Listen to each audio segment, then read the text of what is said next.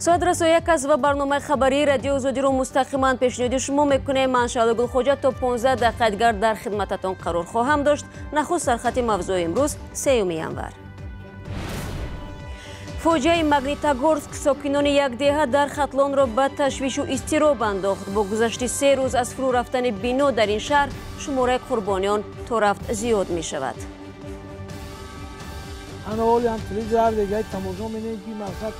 هیچی نیافتن چی نکن همیده مردم از سرازیمه و تشویش کشتن در مشلو دیگر گپای سوزی حوض غمی همون دن مردم همه аз майдони сурх ба шӯъбаи пулис ва ё чӣ гуна садҳо муҳоҷирро дар шаби соли нав аз маркази Москав боздошт намуданд. бегоҳи рӯзии муҳоҷирон дар бораи боздошти оммавӣ дар майдони сурх хабар доданд. аслан маълум нест ки боздошти беш аз 600 нафар чӣ ҳадаф дошт. ва ягона таксии занона дар шаҳри Душанбе масъулони ин хадамот мегӯянд муштариёни леди таксӣ аз ҳисоби бонувону кӯдакон зиёданд. мақомоти Тоҷикистону интиқоли ҳарчи зудтари ҷасади Раҷабмо Исоева ва 3 кӯдаки ӯро аз шаҳри Магнитогорск ба Душанбе ба расӣ доранд.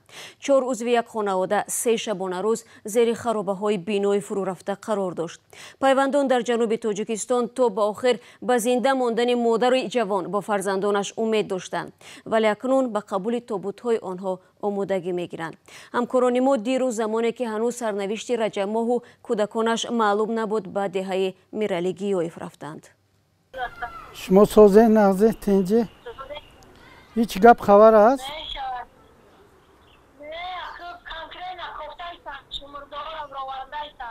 ای درکی یا نیست؟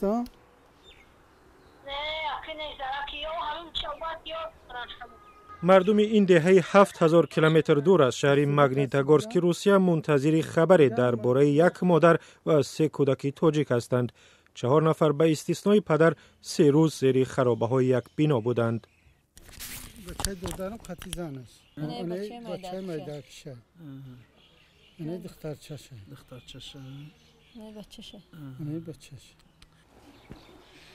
мусибати оилаи Улфатовҳо сокини деҳаи Малик Гиёев дар ноҳияи Кушониён тамоми деҳаро ба ташвишу изтироб андохтааст.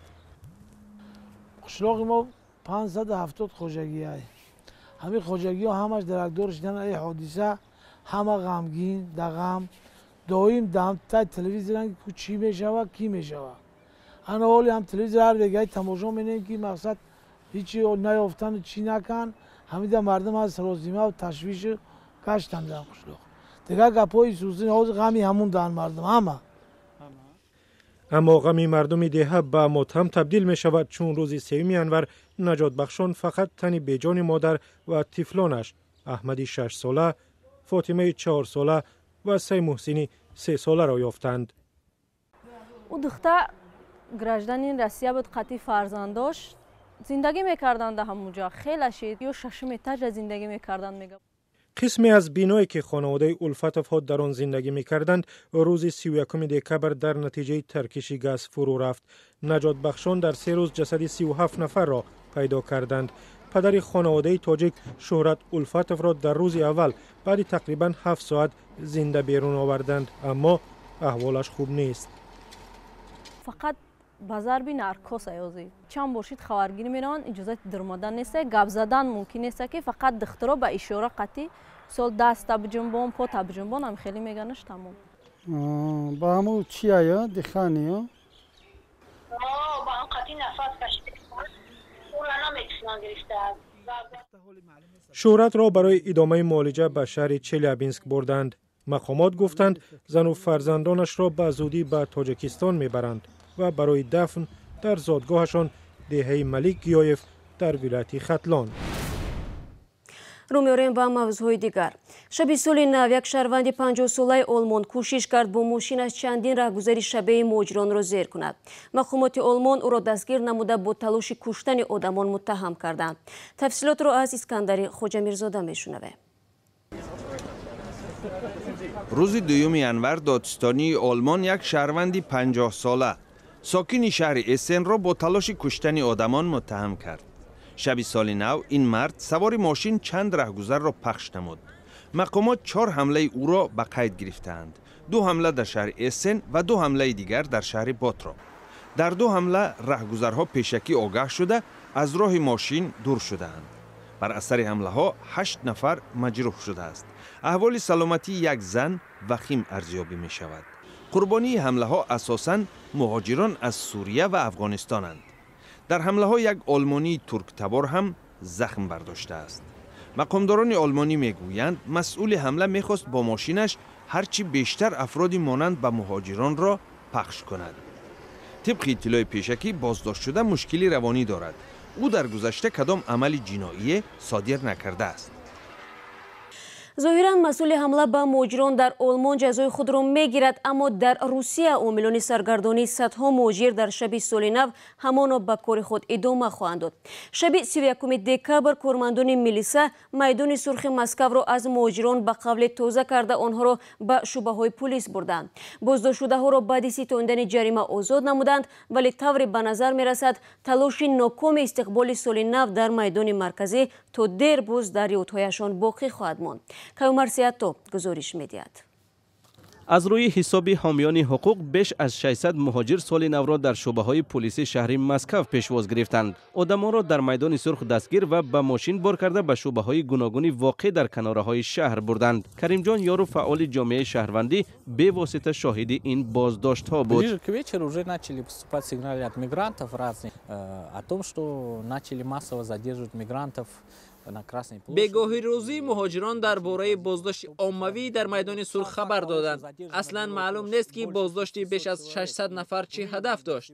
اگر مقصدشان معین کردن افرادی به حجت بود و یا حتی اگر از لحاظ مالیوی نیز بگیریم، نتیجه این عملیات به صفر برابر بود.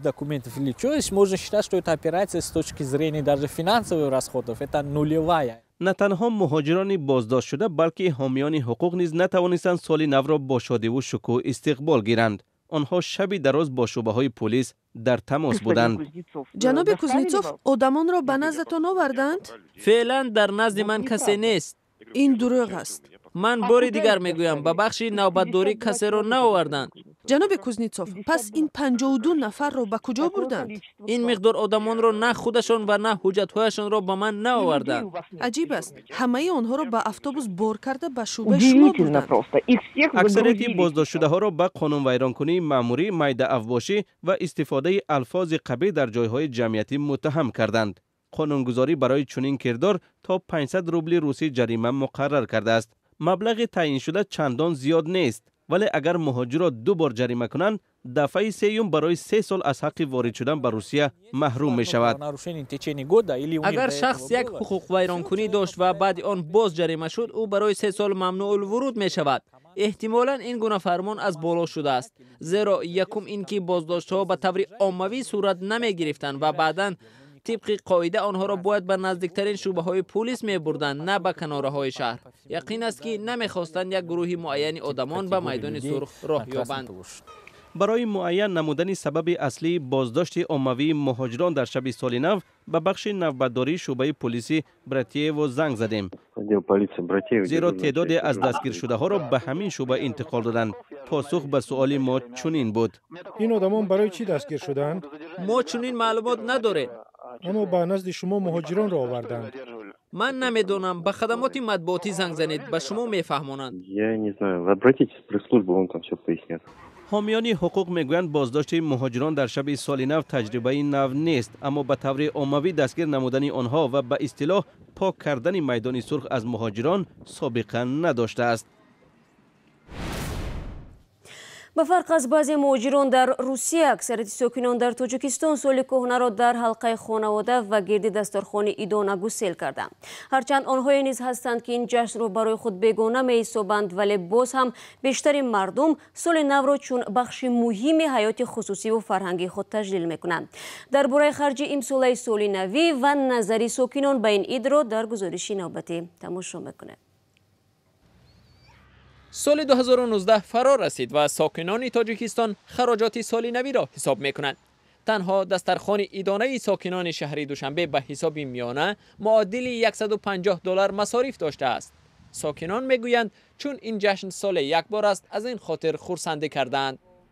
خورده خوره ما همین همین 1500 сомони вай кардаем, сарф кардаем. О суммах я бы не хотел говорить.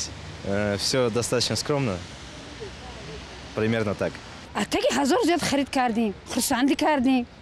6 ساله 1200 سومون کار کردم. همین سودا سوز خرید پشاوی. 1500 سومونی خرید کردیم. عموما چیزی که من میخواستم همون شد. ساکنان دوشنبه به خاطر کم خرج بودن سال نو را اساساً در خانه تجلیل کردند. ضمناً قبل از عید نرخ میوه و شیرینی ها از 10 تا 20% بلند شد. تجلیل سال نو در طربخانه از این هم قیمت‌تر میشد. حدوداً از 20 تا 40 دلار برای یک نفر. 9 سپتامبر روز استقلالیت است. همین بلندشوی نرخ‌ها یا گیم که عید رمضان قربان ده همین بالاروی نرخ امسال نرخ‌های خوراک چی باشد لباسا بلندروی هم بالای بلندروی همین نرخ به نظر میرسد. Провели так по-семейному, по-домашнему, просто семьей, женой посидели. چه زور است. شرایط خیلی کم خیلی چه زور است. فرزندو چی مونده روشیدن. در تاجیکستان نه همه سال نو را جشن میگیرند. بعضی ها آن را همچون جشن نصرانی ها نام میبرند و برای دین اسلام بیگانه میدانند. تعداد دیگر نوروز را سال نو تاجیکان میحسابند. فرهنگ ملت ما به فکر من قدر نزدیک نیست، چون که این به ما چون که سال نوی این در جشن نوروزی موافق میاد. نسبت سال نو این به ما نزدیکتر است و این جشن ملی به ما همچون نوروز و ساده و مهرگان به حساب میرود. این سال نوی به ما جشن ملی به حساب نمیرود. نه خیلی نکردیم راستی. چرا نکردیم؟ با اینک دسترخوان کداگ نیستیم. آبشه نکردیم ممکن نیست. برای سال نو تئوری نمیبینیم ما راست دیگه. برای چی؟ من هیچ وقت نمی‌کردیم، این انانه‌مون نیست. شاید برای این باشه دیگه با خرسندی مردم شریکیم. مسلمانی ده وای نوروزی ده مسلمانی ده. حق دولتیش سال نوی. هرچند از سال نو 3 روز گذشت، اما تا به حال نزد ارچه اساسی پایتخت سرآدم است. صدها نفر می‌خواهند در نزد رمز سال نو عکس بگیرند. ارچه اساسی تا میانه‌های ماه ینور در مرکز شهر دوشنبه می‌ایستد.